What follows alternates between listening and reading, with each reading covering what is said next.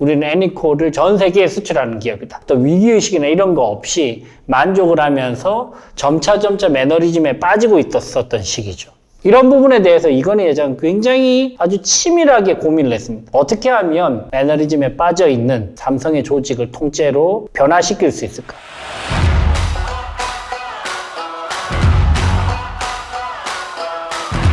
네, 안녕하세요. 협상 전문가 류재현 변호사입니다. 많은 분들이 저한테 이런 부분들을 좀 여쭤보세요. 가장 인상적인 협상가는 누구인가? 자, 오늘 저한테 인상적이었던 협상가 한 분을 소개를 좀 해드리려고 합니다. 여러분들도 잘 아시는 바로 삼성의 이건희 회장님이시죠. 그 이건희 회장님과 관련된 여러 가지 일화 중에 특히나 인상적이었던 장면이 바로 이 장면이죠. 1990년대 초반으로 때는 바야흐로 거슬러 올라갑니다. 그 당시에 이제 삼성에서 휴대폰을 만들어서 수출을 하기 시작했어요. 근데 삼성 애니콜이라는 그런 제품은 사실 브랜드적으로나 제품적으로나 전 세계적으로 인기가 있었던 그런 제품은 그 당시에는 아니었었던 것이죠. 일부 동남아 시장이나 아시아 시장에서 애니콜을 수입을 하기는 했지만 생각보다 많은, 그 당시에 뭐 모토로라도 있었고 노키아도 있었고 했기 때문에 글로벌 넘버원 브랜드는 아니었습니다. 근데 문제는 삼성전자 내부적으로는 이제 우리는 세계적으로 수출을 하는 기업이다. 우리는 애니콜을 전 세계에 수출하는 기업이다. 라는 식으로 어떤 위기의식이나 이런 거 없이 만족을 하면서 점차 매너리즘에 빠지고 있었던 시기죠. 그래서 1990년도 초반에 이건희 회장은 이 부분에 대해서 굉장히 큰 위기의식을 느낍니다. 그리고 어떻게 하면 조직에 쇼크를 주고 충격을 줘서 조직을 다시 위기의식을 불어넣어서 조금 더 공격적으로 움직일 수 있게 만들까를 생각을 했던 것이죠. 다만 현실적으로 봤을 때 리더가 어떤 이야기를 한다고 해서 조직의 임직원들이 잘 듣지 않습니다. 왜 그럴까요, 여러분? 여러분들 누군가 타인이 이야기를 하는 건 우리는 잘 듣지 않거든요. 여러분들 생각을 해보시면 부모님이 무슨 이야기를 해도 우리는 잘 듣지 않습니다. 왜냐하면 우리는 설득에 강력한 방어 체계를 구축하고 있습니다. 타인의 말은 잘 듣지 않는다는 것이죠. 그 기본적인 이유가 바로 소유 효과 그리고 현상 유지 편향 때문에 그렇습니다. 소유 효과가 뭐냐? 내가 손에 꽉 쥐고 있는 이 상태에 안주하려고 하고 이걸 놓지 않으려는 강력한 성향성이 있기 때문에 이 소유 효과에 의해서 현상 유지 편향이 이어지는 것이죠. 그냥 지금 상태만 유지를 하자 라고 생각을 하게 된다는 것이죠. 이 현상 유지 편향이 워낙 강하기 때문에 리더가 조직에서 아무리 무슨 이야기를 해도 사실 임직원들이 잘 듣지 않는 경우들이 대부분입니다. 혁신이 실패하고 변화가 실패하는 지점이 바로 그 지점이죠. 이런 부분에 대해서 이건희 회장은 굉장히 아주 치밀하게 고민을 했습니다. 어떻게 하면 매너리즘에 빠져 있는 위기의식을 느끼지 못하는 삼성의 조직을 통째로 변화시킬 수 있을까를 고민했던 것이죠. 그렇게 해서 어떻게 했느냐? 한 3단계 전략 정도를 썼던 것 같아요. 1단계 전략. 이건희 회장이 1993년 2월 달에 미국 로스앤젤레스에서 전자부문 수출 상품 현지 비교 평가 회의를 주재를 했습니다. 그러니까 국내에서 안주를 하면서 동아시아 쪽에 어느 정도 수출을 한다고 해서 전부 다 의기양양했던 그런 임원들을 미국으로 직접 불러가지고 실제로 미국 현지에서는 전 세계 최고의 시장에서는 어떻게 삼성폰이 팔리고 있는지를 직접 눈으로 보자라고 지시를 했던 것이죠. 결과는 어땠을까요? 처참했겠죠? 그 당시엔 삼성 애니콜 폰은 미국에서 전혀 환대받지를 못했습니다. 뭐 모토로라나 노키아나 그 당시에 소니도 있었고요, 그죠?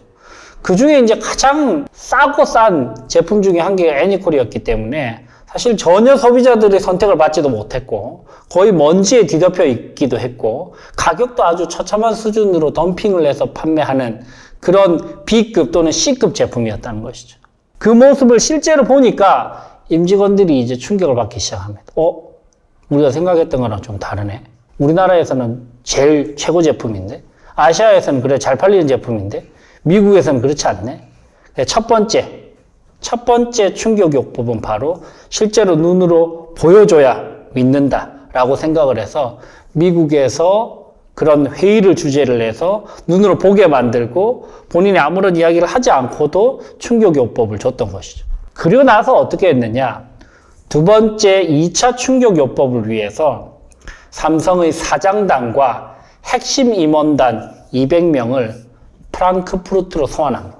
프랑크푸르트로 소환당하는 삼성의 사장단과 핵심 임원들의 기분은 어땠을까요? 심정은 어땠을까요?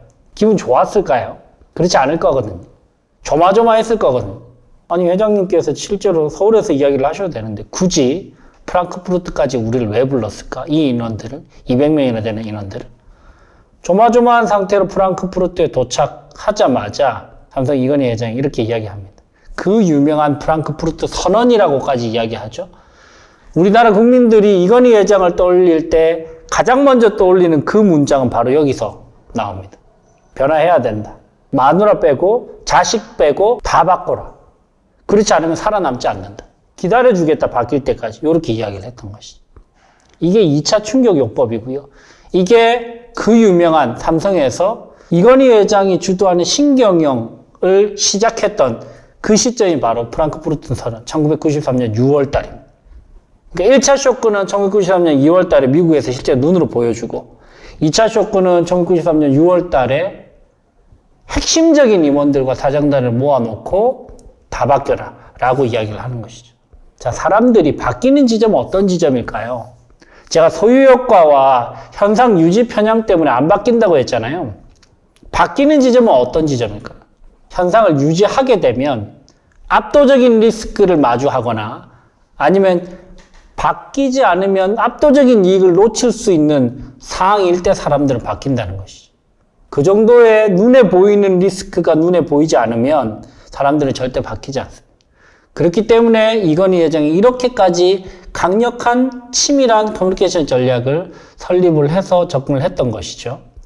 자, 1차적으로 눈에 보여주고 2차적으로 사장단까지 전부 다 변화를 만들 수 있는 모든 장치를 마련해서 변화를 이끌었습니다. 3차적으로는 어떻게 해야 될까요? 조직 전체를 바꿔야 되죠.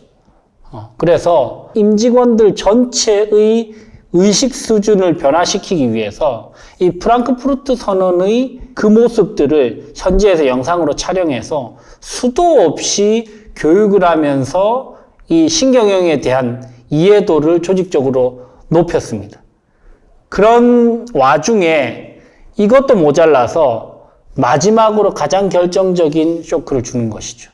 이 정도의 쇼크가 주어지지 않으면 변화하지 않기 때문입니다. 어떻게 하느냐? 3차 쇼크로 삼성에서 1995년도에 애니콜, 전화기, 팩시밀리 등을 포함해서 무려 15만 대를 쌓아놓고 기름을 붓고 신나를 붓고 불태우는 화형식을 진행을 했습니다.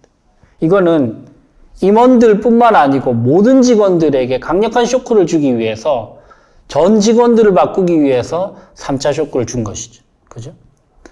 그 화형식의 장면이 지금도 구글이나 네이버에 검색을 해보면 이미지에 남아 있습니다. 자, 정리를 한번 해볼게요. 매너리즘에 빠진 조직을 바꾸기 위해서 리더는 치밀한 커뮤니케이션 전략을 수립을 합니다. 먼저 내가 백날 이야기를 해봤자 어차피 안 믿을 거기 때문에 본인이 이야기하기 전에 현지 시장에서 실제로 눈으로 보게 만드는 전략, 1차 전략을 통해서 쇼크를 주고요. 그리고 쇼크를 먹은 상태에서 2차적으로 강력한 메시지를 주기 위해서 삼성의 핵심적인 임원과 사장단을 프랑크푸르트로, 장소도 중요하죠, 그죠? 한국에서 말고 굳이 프랑크푸르트까지 가서 이야기를 하면서 모든 것을 다 바꿔라 라고 강력한 메시지를 전달합니다. 3차적으로 삼성의 조직 전체를 바꾸기 위해서 어떤 방식을 쓸까를 고민을 하다가 애니콜 15만 대를 모아놓고 거기서 불태워버리고 이따위 제품 필요 없다. 이따위 불량률이 높은 제품은 삼성이 팔아서는 안 될 제품이다. 이렇게 팔려면은 다 태워버려라 라고 이야기했던 것이죠. 자, 여러분들도 이건희 회장님의 커뮤니케이션 전략이 사실 재밌다고 느껴지기도 하고 저렇게까지 해야 될까라고 느껴지기도 할 겁니다. 근데 생각보다 우리가 누군가를 설득시키는 게 쉽지 않고요. 단 한 명을 설득시키는 것도 쉽지 않은데 함께 일하는 조직 수천 명, 수만 명을 설득시키는 것은 그만큼 어렵다는 것이죠. 그걸 위해서 리더가 굉장히 치열한 커뮤니케이션 전략을 수립해서 접근을 해서 조직 전체의 매너리즘을 타파시키고 새로운 단계로 넘어가는 그런 페이지를 만든 그런 장면들을 이 프랑크푸르트 선언과 1, 2, 3차의 쇼크를 통해서 여러분들이 한번 확인을 해 보실 수 있었지 않았을까라는 생각이 듭니다. 자, 커뮤니케이션 전략, 특히 리더의 커뮤니케이션 전략에 대해서 살펴봤고요. 여러분들도 혹시 조직적으로 이런 부분을 고민하시거나 내 메시지를 어떻게 전달하는 것이 가장 효과적일까를 고민하실 때 참고를 한번 해보시기 바랍니다. 네, 협상 전문가 류지연 변호사였습니다.